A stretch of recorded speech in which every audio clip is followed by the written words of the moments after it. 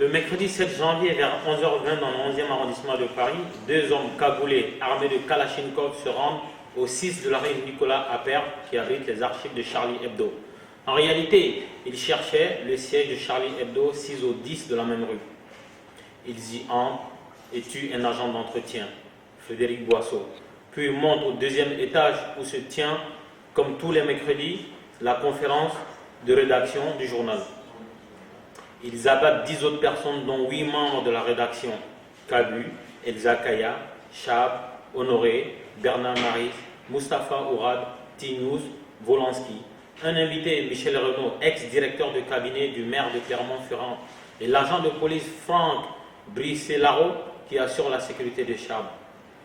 Après leur forfait, les malfaiteurs prennent la fuite à bord d'une Citroën noire. Sur leur chemin, ils croisent une patrouille de police à VTT. Ils échangeront des tirs. Puis, plus loin, ils croisent la route d'un véhicule de police qui échangera également des coups de feu avec eux sans faire de victimes.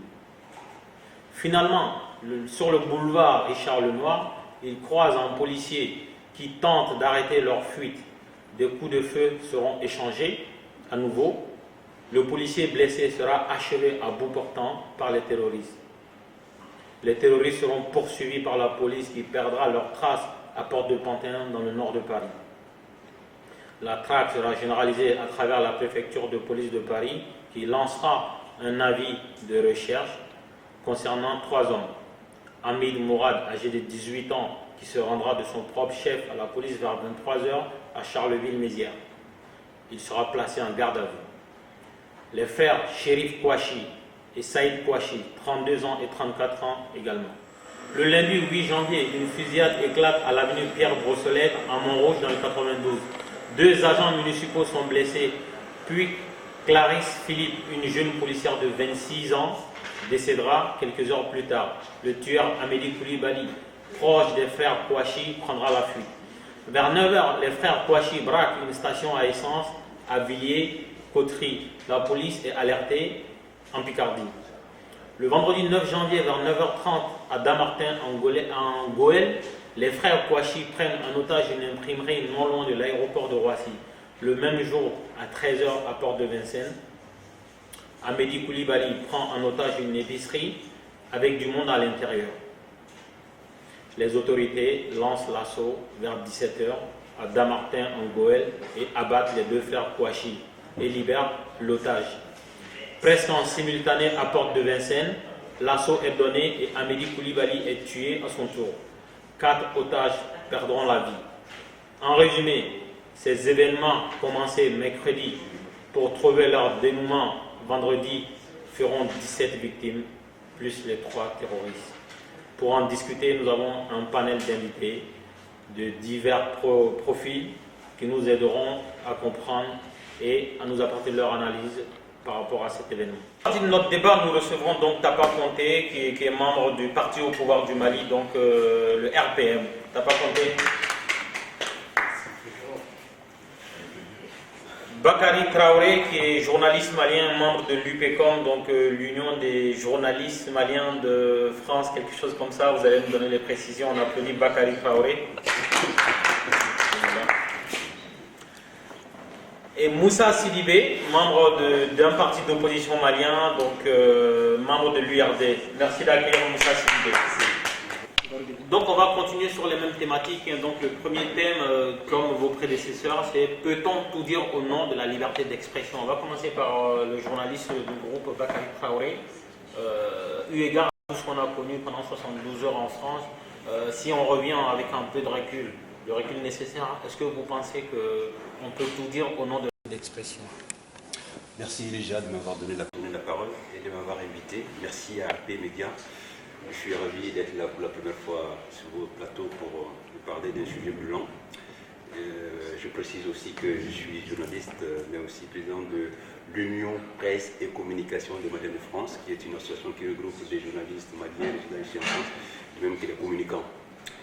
Cela dit, avant de répondre à votre question, je pense que moi je m'incline pieusement sur la mémoire des victimes, des 17 victimes du terrorisme que la France vient de vivre pendant ces 72 heures. Et cause pour laquelle d'ailleurs les Français, de même que les étrangers aujourd'hui, ont rendez-vous avec l'histoire aujourd'hui pour dénoncer ce qui s'est passé. Parce que vous n'êtes pas sans savoir, le journal Charlie Hebdo est un journal satirique français dont la rédaction a été attaquée le 7 janvier dernier au sein de leur rédaction et assassinée froidement parce qu'ils ne sont pas d'accord avec leur idéologie ou en tout cas par rapport à leur caricature ou à leur écrits. Et à la suite de ça, il y a eu d'autres victimes donc, du terrorisme, que je dirais. Et à l'heure actuelle, donc, on a dénombré 17 victimes de ce terrorisme donc, qui a frappé d'une manière générale la France. Et au-delà de ça, je pense qu'en tant qu'humain, ce sont des faits condamnables qu'il faut condamner à juste titre. Et c'est un acte barbare. Et au-delà de ça, en tant que journaliste, bien sûr, ça nous interpelle de condamner chaque fois que la liberté de presse est attaquée et de façon la plus violente et la plus barbare et cynique, tel que ça s'est passé au niveau de Charlie Hebdo. Maintenant, au-delà de ça, au-delà des condamnations, au-delà des prises de position de principe, maintenant, je pense qu'il y a un problème franco-français qui est là, c'est-à-dire un problème interne entre les Français musulmans et les lois de la République, au nombre desquelles, bien sûr, vous avez cette liberté fondamentale qui est la liberté d'expression qui est là. Donc un problème franco-français qui est là, mais aussi un problème franco-français en lien avec un phénomène international qu'il faut dénommer étant le terrorisme international. Parce que, heureusement, on a eu la version ou la déclaration de l'une des victimes avant qu'il ne soit neutralisé, les frères Kouachi, qui a affirmé qu'ils ont été mandatés par Al-Qaïda de la péninsule arabique. Donc, la France a été frappée par le phénomène du terrorisme international. D'où justement cette mobilisation internationale aujourd'hui, français ou non français, étrangers, musulmans, non musulmans. Je pense qu'aujourd'hui, la mobilisation générale qui va être faite aujourd'hui à partir de la place de la République pour aller à la place de la nation, il s'agit de dénoncer un phénomène international qui est le terrorisme international qui, au-delà de la France, est en train de frapper plusieurs pays, dont le Mali. Et Dieu merci, la France est intervenue au secours du Mali pour que le Mali soit aujourd'hui au stade où il en est aujourd'hui. Et je pense que c'est une très bonne chose que cette mobilisation internationale se fasse. Cela dit, je pense qu'à travers vos questions, on va rentrer dans les détails pour voir maintenant qu'est-ce qu'il en est par rapport au contexte de cette attaque du journal Charlie Hebdo, d'une part, mais aussi d'autre part, la meilleure solution appropriée, à mon avis, qu'il faut dans ce problème que je disais tout à l'heure, franco-français, c'est-à-dire la conciliation entre la liberté d'expression et les limites, les restrictions qu'il faut faire par rapport à cette liberté d'expression. Alors, pour répondre à votre question, peut-on tout dire au nom de la liberté d'expression? Je dirais non. Dès lors qu'il n'y a aucune liberté à ma connaissance, d'ailleurs, qui ne connaît pas de restrictions. La liberté d'expression connaît des restrictions, notamment en ce qui concerne l'injure, la calomnie, la diffamation. Ce sont des restrictions faites à la liberté d'expression. Mais cela dit, en lien avec ce qui s'est passé, je pense que le compte est tout à fait... on est très loin du compte dès lors qu'on est en face du terrorisme et non en face des gens qui cherchent à apporter une contribution par rapport à la lutte pour la restriction de la liberté d'expression. Voilà, il y aura deux mots que je pouvais dire en attendant vos autres questions pour que l'on puisse rentrer dans le détail. Très bien. T'as pas compté, vous êtes là depuis un certain temps, vous avez écouté les choses, vous n'avez pas tout aimé. Quelle est votre analyse sur le thème de la liberté d'expression et ses limites? Merci. Déjà, merci à RP Média de m'avoir donné l'opportunité, comme tous mes amis ici, de m'exprimer sur ce sujet-là. Je commence par présenter que depuis l'année 2015, c'est ma première fois d'être sur votre plateau. J'en profite pour souhaiter une bonne et heureuse année à RP Média. Bonne année à vous aussi, au RPM d'ailleurs, qui fait un nouveau gouvernement. On va arriver à ça. Non, je dirais, comme l'a souligné Bakary tout de suite, je commencerai par m'incliner devant la mémoire de toutes les victimes du monde entier, victimes de la barbarie et du terrorisme. Cela dit, ce problème, il faut l'analyser sous deux aspects. Il y a l'aspect du terrorisme et la liberté d'expression. Le terrorisme, je pense qu'il doit être condamné par tout le monde. Il doit être condamné par tout le monde, quel qu'en soit l'endroit où il est commis, quel qu'en soit contre qui il est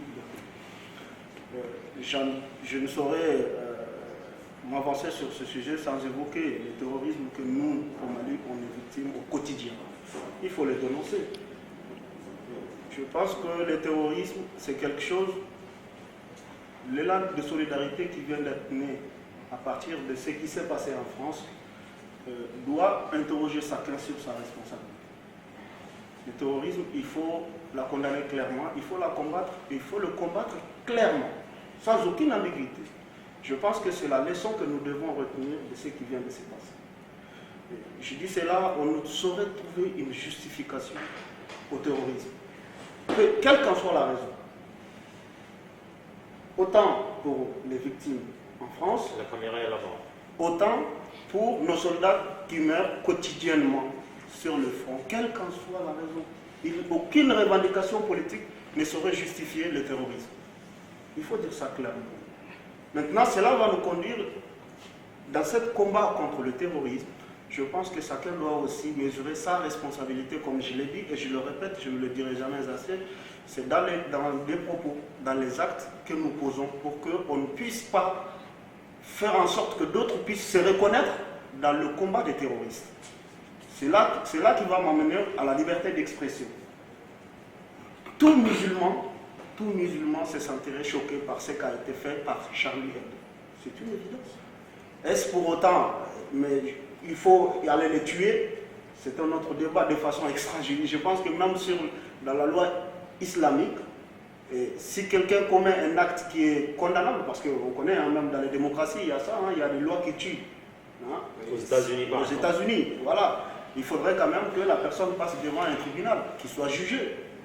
Donc, c'est pour dire qu'il faut éviter de poser des actes, de tenir des propos qui peuvent faire en sorte que des citoyens innocents soient choqués à telle sorte qu'ils ont tendance à donner raison ou à justifier une cause qui est tout simplement injustifiable. Et je rappellerai que le terrorisme, c'est quelque chose, ce sont les premières victimes du terrorisme, c'est bien les musulmans. Et quand je vois quelqu'un, un soi-disant musulman qui va se faire exploser dans une mosquée, une maison de Dieu, je ne saurais trouver une justification religieuse à cela. C'est pour dire que ces gens ne sont pas des musulmans. Et de l'autre côté, comme on dit, il faut dénoncer les extrémismes de tout bord. Moi, je pense qu'il ne faut pas être non plus, comme je veux utiliser un terme, un ayatollah de la liberté d'expression aussi. À moins que l'objectif, c'est de faire en sorte que provoquer les musulmans, les amener dos au mur et les pousser tous à former un seul bloc pour pouvoir les combattre ensemble. Ça paraît machiavélique, mais bon, je pense que certains pourront être tentés par cette voie-là, qui sont eux aussi des extrémistes, qu'il faut condamner, tout comme on condamne et on combat le terrorisme. Très bien, Tapa Conté. Nous allons passer maintenant à Moussa Sidibé, donc de l'URD, l'un des partis de l'opposition parlementaire du Mali, qui va nous donner son analyse par rapport à la thématique. Peut-on tout dire au nom de la liberté d'expression?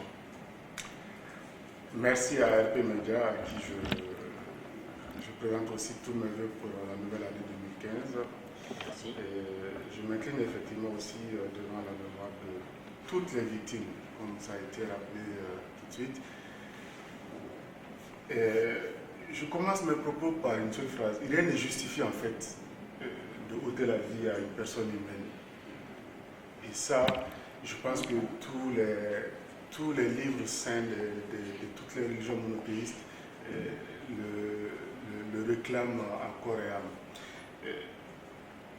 Après, revenir à la question de peut-on se permettre de tout dire au nom de la liberté d'expression? Le plan juridique interne français a été rappelé tout de suite par nos prédécesseurs, je ne reviendrai pas forcément là-dessus. Par contre, je dirais qu'il y a quelque chose de formidable dans ce pays, c'est que souvent, au-delà de l'émotion, on se permet quand même de débattre. Et ces actes qui ont été commis, à mon sens, sortent beaucoup d'éléments qui sont d'une part franco-françaises par rapport à l'insertion des jeunes, au fait de laisser des jeunes qui errent souvent dans la nature et qui sont facilement la proie au prosélytisme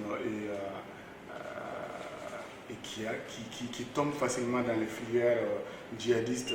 Ça pose la question aux autorités françaises. Deuxièmement, je pense aussi que ça pose la question du traitement égalitaire en matière de liberté d'expression. Quand on dit liberté d'expression, on ne va pas sanctionner une partie de cette liberté et ne pas sanctionner l'autre partie.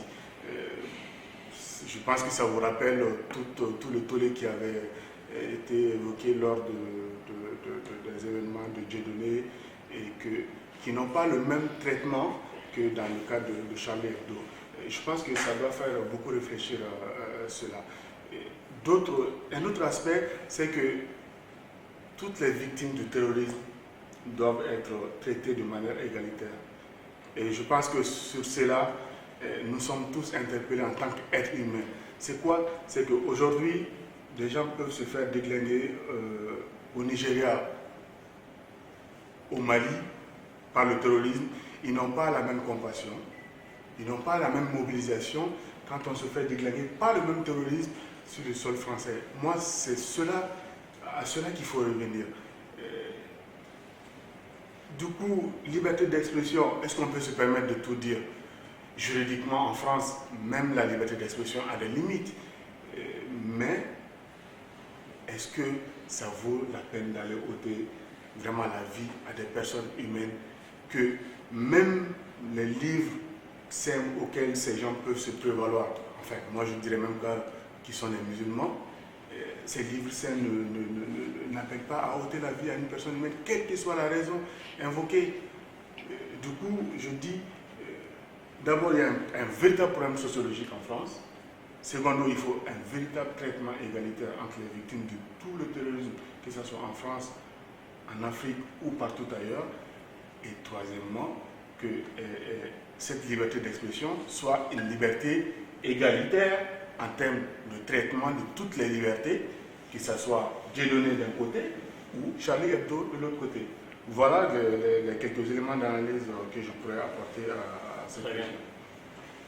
Une dernière question, comme pour vos prédécesseurs, à répondre par oui ou non. Donc, est-ce que le monde est meilleur sous l'angle des terroristes quand on sait que les terroristes ont atteint leur but en tuant 10 personnes à Charlie Hebdo et 7 autres hors de Charlie Hebdo?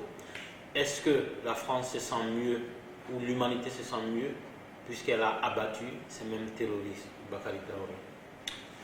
Pour répondre à ta question, je poserai la question autrement, en façon. Bon, ça c'est le journaliste qui répond au journaliste.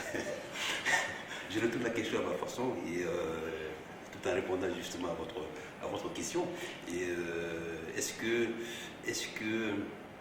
la liberté d'expression d'abord est conciliable avec, bien sûr, avec la liberté de conscience, la liberté de pensée et d'opinion? Ma réponse c'est bien sûr que oui. Est-ce que la solution dans la réconciliation entre la liberté d'expression et la liberté de conscience et de religion, ça doit se faire par la loi des talions, ce qu'on appelle la loi des talions, et pour eux et pour blanc, comme on vient de vivre avec l'attaque de Charlie Hebdo? Ma réponse est non. Je pense que le peuple français est assez mûr, le peuple français est une grande nation, à même de débattre de ces sujets aussi importants que cela.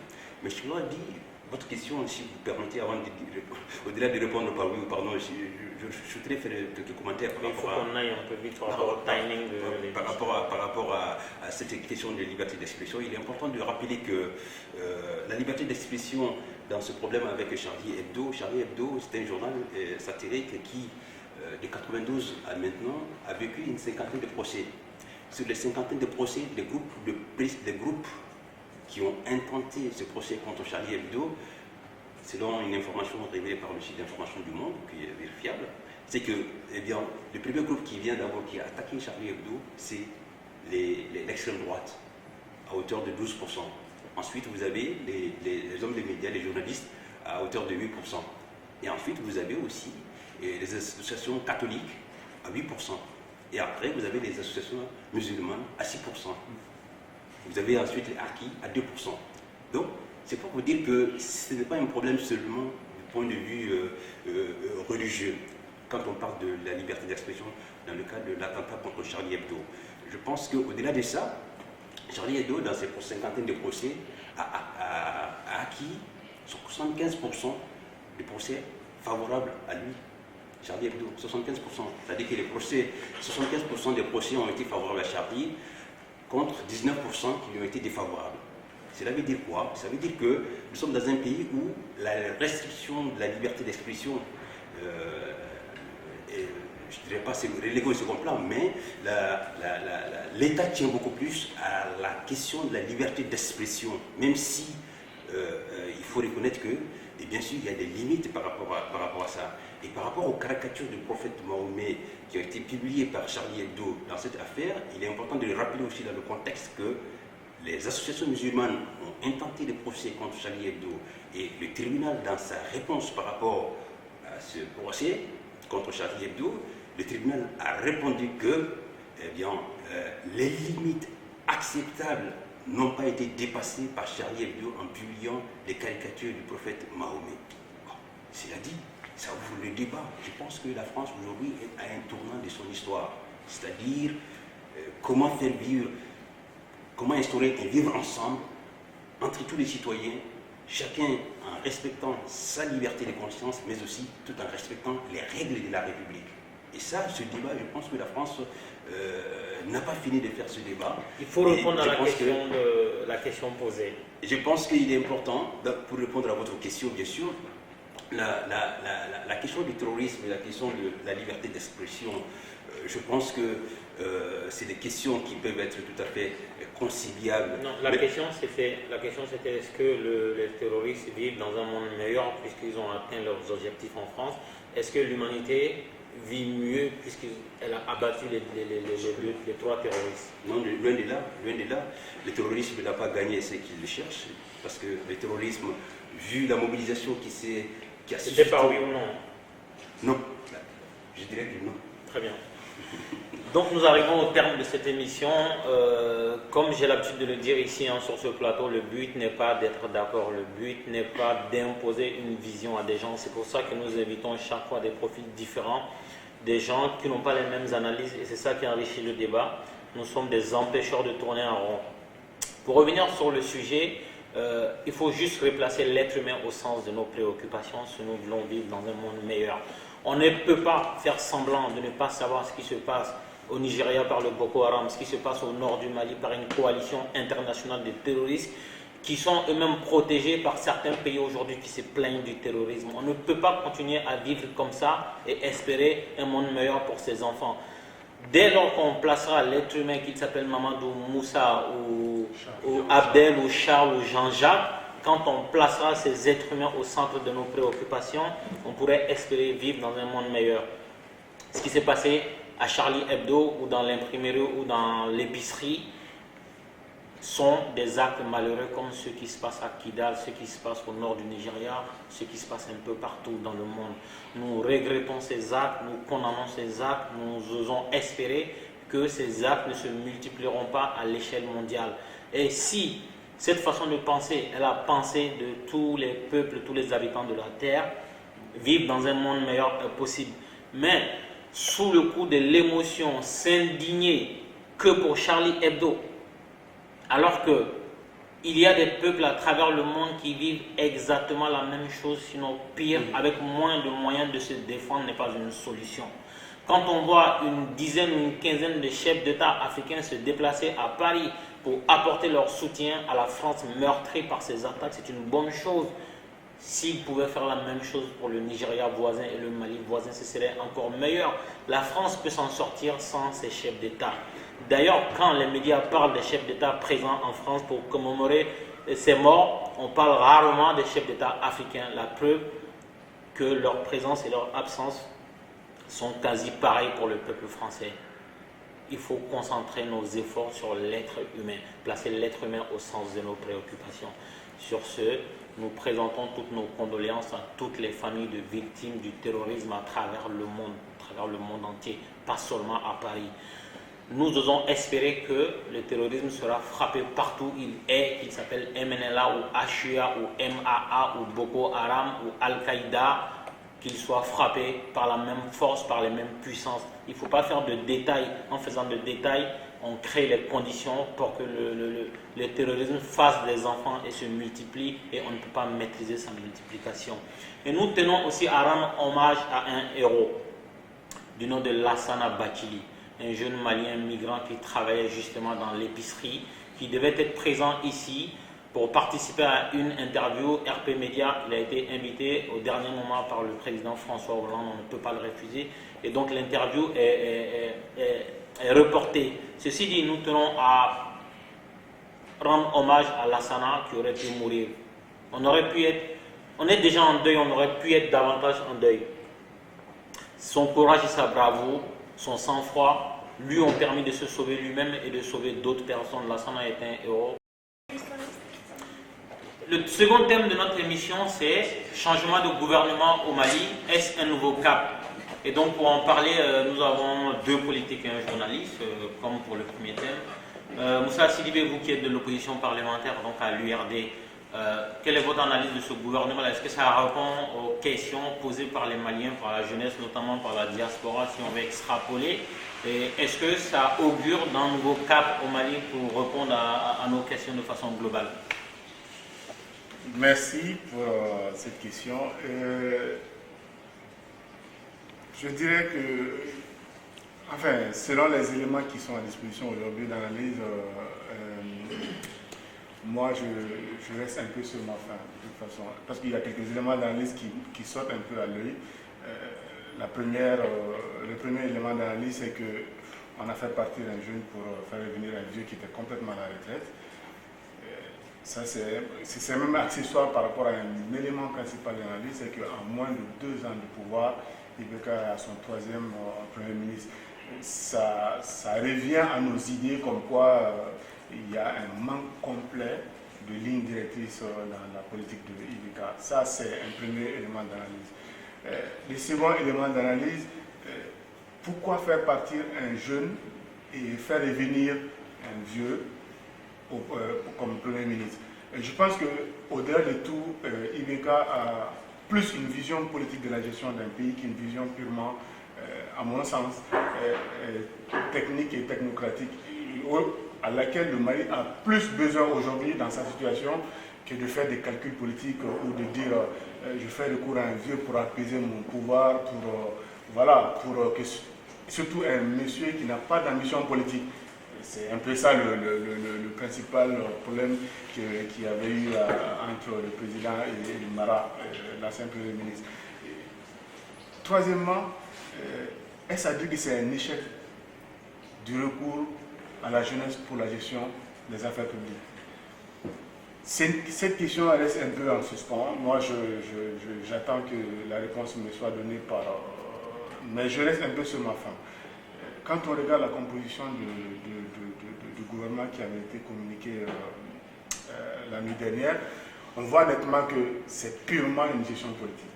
C'est purement ce n'est pas une gestion axée sur une vision à long terme et sur une vision de résolution complète de la crise avec une vision à long terme. Non, c'est une gestion purement politique. D'abord, répondre aux institutions financières internationales, ça c'est un aspect positif quand même qu'il faut reconnaître. Les ministres dont les noms ont été cités dans les affaires ne figurent plus dans la... Peut-être que vous, contrairement à ces gars-là, vous pourrez nous citer ces ministres? Moi je préfère ne pas citer parce que par cohérence politique, je préfère ne pas citer. Et même juridiquement, je n'ai pas le droit de pouvoir citer cela. Et ça c'est un premier aspect positif. Un second aspect que moi je dirais plus négatif, c'est de voir le retour à la pure gestion politicienne du pouvoir. Et ça n'augure pas un nouveau cap. Ça n'augure pas, à mon sens, une vision long-termiste de la gestion du pays. Et voilà, c'est quelques éléments que j'ai à chaud avant d'avoir plus de détails dans la détermination de cette politique à long terme de notre pays. Très bien, donc l'opposition parlementaire malienne a parlé. On va écouter Tapa Conté qui représente ici le RPM, Rassemblement pour le Mali. Est-ce que le Mali a été rassemblé à travers ce gouvernement de Modibo Keïta? Il va nous le dire. Donc Tapa Conté, parole à vous. Merci. Je commencerai d'abord par remercier le Premier ministre sortant, M. Mara Moussa, qui a répondu à l'appel du président Ibrahim Boubacar Keïta, qui avait porté son choix sur sa personne afin de diriger le gouvernement. Je pense qu'il l'a fait avec dévouement. Aucune tâche n'est parfaite.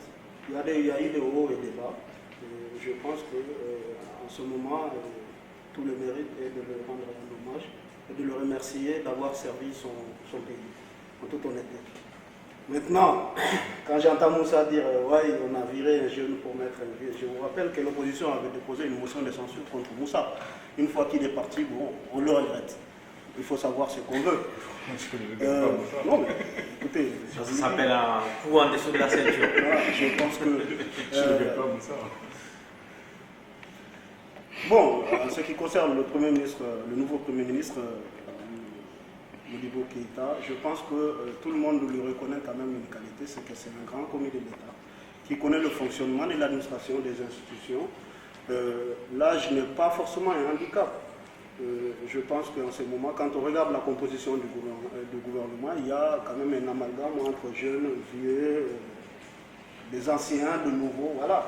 Et je reviens sur un autre aspect, on lui dit que bon, voilà, on amène un vieux, on s'indigne d'avoir un vieux, alors qu'on disait à Mara qu'il était inexpérimenté, qu'il était jeune et il était inexpérimenté. Bon, voilà, tout ça au cœur, c'est pour dire que cela relève du pouvoir discrétionnel du président de la République. La Constitution lui donne ce droit-là de nommer de façon sans avoir à se justifier là-dessus. Il a nommé Modibo Keïta. Nous, en tout cas, au niveau des RPM, on félicite le respirateur, l'arrivant, et nous soutiendrons comme on a soutenu le Mais la question, c'est est-ce que ça répond aux questions des Maliens? Est-ce qu'il y a un changement de cap? Est-ce qu'il y a une fracture avec ce qu'on a reproché au gouvernement Mara? Oui, effectivement, il ne faut pas, sans langue de bois, hein, on est tous des Maliens aussi, même si tous les auditeurs, il peut y avoir d'autres. Il y a eu certaines choses dans le gouvernement Mara qui faisaient en sorte qu'il fallait qu'il y ait un peu plus de cohérence. Et ça, c'est un constat qui a été fait pour des raisons qui n'engagent que les uns et les autres. Qui parlent d'équipe gouvernementale parlent d'abord d'une action collective. Et il y a eu un moment où ça a été constaté qu'il y avait des problèmes à ce niveau-là. Donc, il fallait quand même, je pense que le choix porté sur Modibo, afin qu'il y ait plus de cohésion au sein de l'équipe gouvernementale et qu'il y ait plus d'apaisement, je pense que c'est un bon choix et ça augure de cela. Très bien, donc le journaliste du plateau, Bakary Traoré de l'UPECOM, je ne veux pas rentrer dans l'explication du sigle parce que je ne le maîtrise pas. Mais c'est simple, Union Presse et Communication des Maliens de France. Union Presse et Communication des Maliens de France, là je le dis très bien, je mérite des applaudissements mais ça ne se fera jamais. Ici les gens sont contre moi. Quel est votre regard sur ce gouvernement-là? Est-ce qu'il répond aux préoccupations des Maliens? Est-ce que c'est un nouveau cas? Est-ce qu'il y a une fracture avec ce qui se faisait avant Tatamli, Moussa Mara? Est-ce que le troisième gouvernement de Ibrahim Boubacar Keïta répond aux préoccupations des Maliens? Est-ce que ça répond aux préoccupations des Maliens? D'abord, premier élément d'analyse, comme l'a dit Tapa et Moussa, ce gouvernement, 29 membres, dont 3 femmes. Là, déjà, ça c'est le premier aspect. Bon, du point de vue parité, je pense qu'on est très loin du compte. Qui, reste à désirer. Cela dit, la composition de ce gouvernement ministériel, du point de vue valeur intrinsèque des personnes qui composent ce gouvernement, ces 29 membres, moi j'ai toujours dit à l'approche ou après un remaniement ministériel, j'accorde toujours une présomption, comme dit le juriste, une présomption de compétence aux uns et aux autres. Je les jugerai sur l'acte. Belle langue de bois. Ben, on peut le juger comme tel, parce qu'on ne peut pas présumer quelqu'un qui vient d'être nommé un nouveau ministre ou alors qui change de poste. C'est à voir, c'est le résultat. Moi, je préfère, le journaliste, c'est ça, c'est les faits. C'est aussi des analyses par anticipation, des analyses sur des faits. Les journalistes, les faits sont sacrés, donc c'est à travers des faits qu'on peut les juger. Je pense que, cela dit, est-ce que ça, pour répondre à ta question, est-ce que ça répond aux préoccupations des Maliens? Je pense que oui, dans une certaine mesure, dans la mesure où tout le monde a vu le gouvernement sortant, à travers les dossiers de corruption qui ont gangréné la gestion du gouvernement sortant, notamment à travers les surfacturations qui ont entouré ce dossier pourri, je dirais, concernant l'équipement, l'achat et l'équipement pour l'armée, mais aussi l'achat de l'avion présidentiel.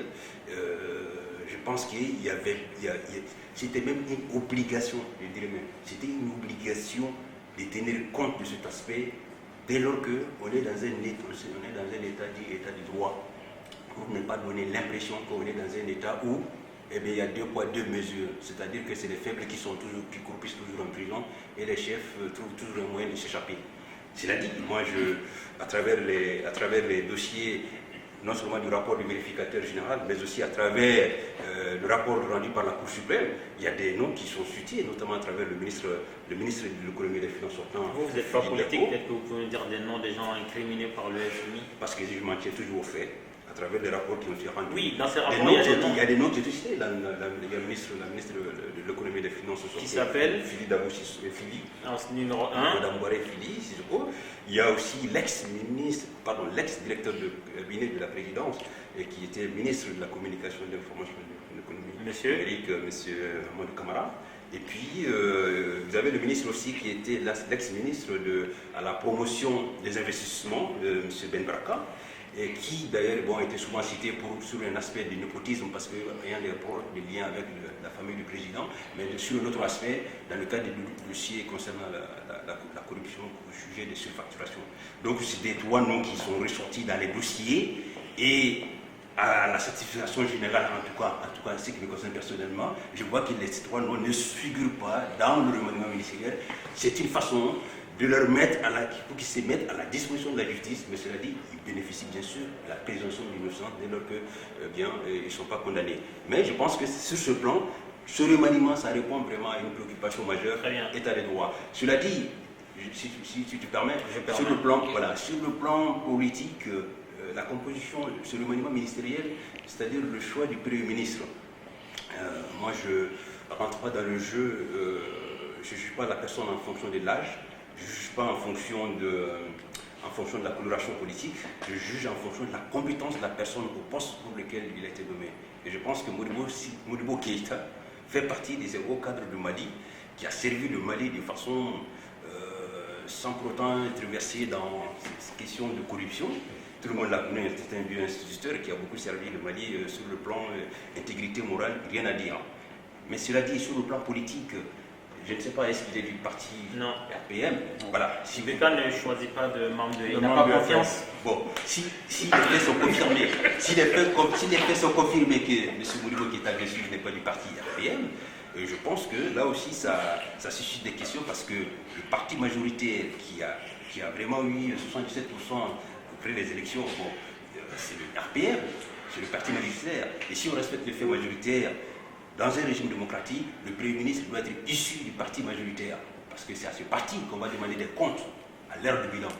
Et Modibo n'étant pas du RPM, est-ce qu'il ne va pas subir les mêmes revers, les mêmes tracasseries, les mêmes petits coups bas, si je peux me dire, des coups bassement politiciennes, les coups que Tatamili, le Premier ministre, a subis, les coups bas que le Premier ministre Moussa Mara a subis.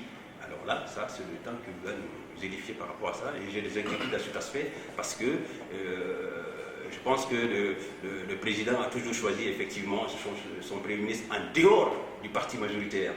Et là, ça joue sur le fait majoritaire. Pour quelles raisons?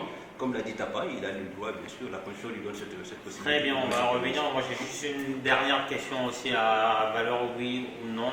Est-ce que ça vous aurait fait plaisir qu'on nomme un ministre de l'URD? La position est claire, l'URD n'a jamais demandé Donc, participer à donc oui ou non? Ce n'est pas là la question. La question... Si on avait nommé un ministre URD, est-ce que vous auriez été satisfait qu'il aille au gouvernement? Ce n'est pas la satisfaction que qu'on fasse recours aujourd'hui à l'URD pour la gestion d'un pays. Si on avait désigné quelqu'un de l'URD comme ministre, est-ce que l'URD aurait accepté de cautionner cette personne au gouvernement Modibo Keïta? Je À vous seul, j'ai posé 4 questions. Je continue à maintenir ma position que dans l'état actuel du Mali, selon le choix politique qui a été fait par les Maliens, ce n'est pas du tout positif pour le pouvoir en place aujourd'hui de faire le recours. Non, mais la question c'est à vous. Si on avait fait recours à l'URD. Si on fait recours aujourd'hui à l'URD, c'est que le pouvoir en place aujourd'hui n'a pas les capacités intellectuelles et compétences pour pouvoir. Est-ce que vous aurez cautionné? Nous sommes des Maliens, comme tous les autres Maliens, et nous n'avons pas appelé à être membres d'un gouvernement. Maintenant, si la situation du Mali impose à faire recours à des compétences qui sont apparentées à l'URD, pour l'intérêt du Mali, pourquoi pas? Mais aujourd'hui, politiquement, faire recours à l'URD, c'est un échec du pouvoir en place. Et les Maliens ont il a fait répondu un choix pourquoi clair. pas. T'as pas compté. Est-ce qu'une énième insulte à l'URD, je le répète, quand on fait de la politique, c'est pour occuper Koulouba, à défaut, la primature à la CI 2000. Quand le président qui porte les couleurs de RPM, sur 3 choix, n'a vu personne, est-ce qu'il n'y a personne en bonne santé, personne de premier ministrable en bonne santé à l'URD, est-ce que c'est le même problème? C'est le RPM, c'est pas le RPM. Est-ce que ça a un problème?